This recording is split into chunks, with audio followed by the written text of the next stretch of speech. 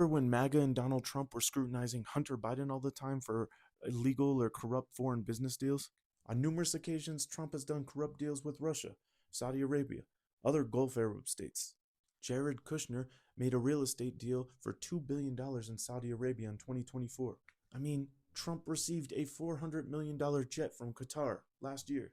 The Republicans are about small government. Don't tread on me, bro. So stupid. Trump has deployed the National Guard or other federal agencies in numerous democratically run cities and states. Agents have infringed on civil rights, no IDs, no warrants, no due process. Trump claims the Democrats weaponized the federal government against opponents. But Trump uses the DOJ to go after political opponents all the time. The most recent example of this is the arrest of Don Lemon, after a judge said there was no criminality and wouldn't sign an arrest warrant.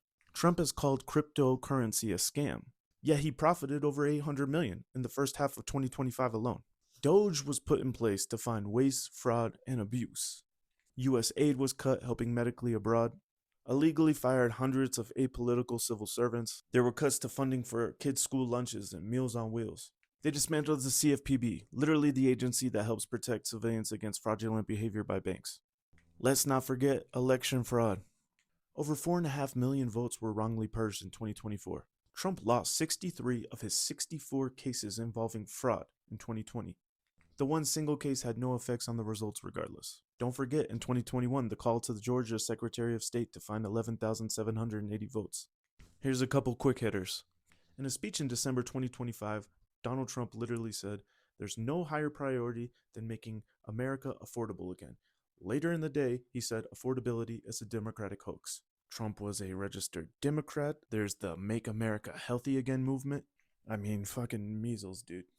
COVID was a hoax, but also a Chinese bioweapon. January 6 rioters were Antifa, but also peaceful patriots and don't deserve to be prosecuted.